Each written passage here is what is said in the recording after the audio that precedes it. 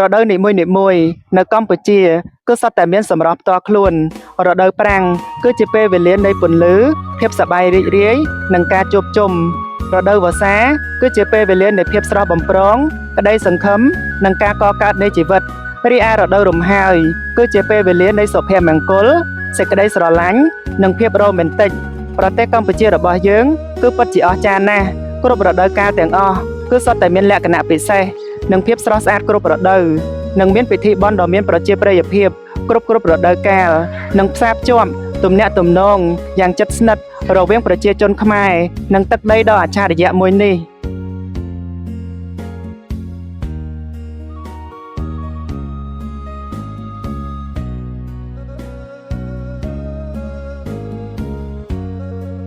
ជំរាបសួរបងប្អូនទាំងអស់គ្នាសួស្តីមិត្តនារីទាំងអស់ជាទីរាប់អានខ្ញុំវីរ៉ូថ្ងៃនេះខ្ញុំមកនិយាយអំពីរដូវកាលនៅប្រទេសកម្ពុជាសម្រស់ធម្មជាតិនិងជីវភាពរស់នៅរបស់ប្រជាជនខ្មែរបងប្អូនប្រទេសកម្ពុជារបស់យើងគឺជាប្រទេសតូចមួយប៉ុន្តែពោរពេញទៅដោយភាពស្រស់ស្អាតគ្រប់រដូវហើយមិនត្រឹមតែជាប្រទេសដែលមានប្រវត្តិសាស្ត្រដ៏អស្ចារ្យនោះទេ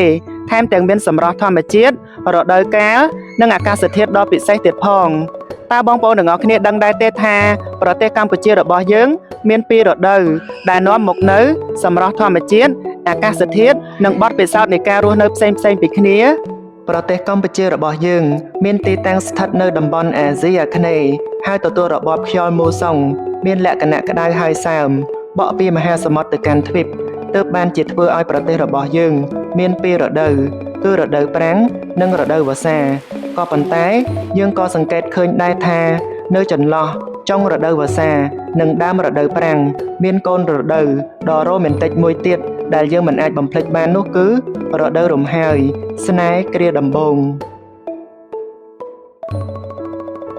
តើបងប្អូនទាំងអស់គ្នាធ្លាប់សង្កេតទេថារដូវនីមួយៗនៅកម្ពុជាមានសម្រស់ទេសភាពនិងលក្ខណៈពិសេសយ៉ាងណាខ្លះតោះឥឡូវនេះមកទស្សនារដូវប្រាំងនៅកម្ពុជាជាមួយនឹងខ្ញុំទាំងអស់គ្នារដូវប្រាំងពណ៌ក្រហមគឺជាពេលវេលានៃពន្លឺដែលព្រះអាទិត្យបញ្ចេញស្នាមញញឹមដាក់ធម្មជាតិនិងមនុស្សសត្វទាំងឡាយរដូវប្រាំងនៅកម្ពុជាគឺចាប់ពីខែវិច្ឆិកាដល់ខែមេសារដូវនេះអាកាសធាតុក្តៅស្រស់ស្អាតដែលមានសីតុណ្ហភាពចន្លោះពី27ដល់39អង្សាជាពេលវេលាដ៏ល្អក្នុងការធ្វើដំណើរទេសចរនិងពិធីបុណ្យដ៏គួរឲ្យចាប់អារម្មណ៍ផងដែររដូវប្រាំងពណ៌ក្រហមមួយនេះរាងក្តៅបន្តិចតែជាពេលវេលាដ៏ល្អក្នុងការបញ្ចេញសកម្មភាពនិងថាមពលរដូវនេះគឺជាពេលវេលាដែលប្រជាជនខ្មែរចាប់ផ្ដើមប្រមូលផលដំណាំកសិកម្មមួយចំនួនដូចជាស្រូវប្រាំងសណ្តែកជីស្វាយត្រសក់និងដំណាំផ្សេងៗជាច្រើនទៀតបន្ទាប់ពីប្រមូលផលរួចប្រជាជនខ្មែរនាំគ្នាសម្រាកពីការងារស្រែចម្ការថ្ងៃបណ្ដើរកូនតាមភ្លឺស្រែផ្ទៃដីចាប់ផ្ដើមស្ងួតប្រែស្រគំជាសញ្ញាបង្ហាញថាពិធីបុណ្យចូលឆ្នាំខ្មែរកំពុងតែខិតជិតចូលមកដល់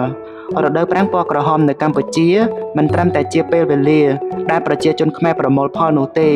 ក៏ជាពេលវេលាដែលប្រជាជនខ្មែរសម្រាកពីការងារស្រែចម្ការធ្វើដំណើរទេសចរនិងពិធីបុណ្យដ៏គួរឲ្យចាប់អារម្មណ៍ផងដែរ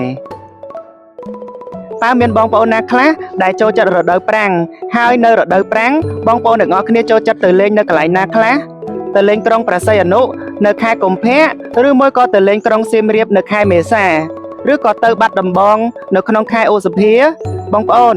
រដូវប្រាំងពណ៌ក្រហមមួយនេះគឺជាពេលវេលាដែលព្រះអាទិត្យបញ្ចេញរស្មី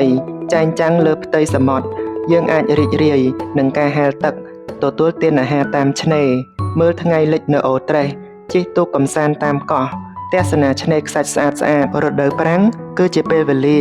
ដែលព្រះអាទិត្យមានស្នាមញញឹមធម្មជាតិមានមន្តស្នេហ៍គឺជាពេលវេលា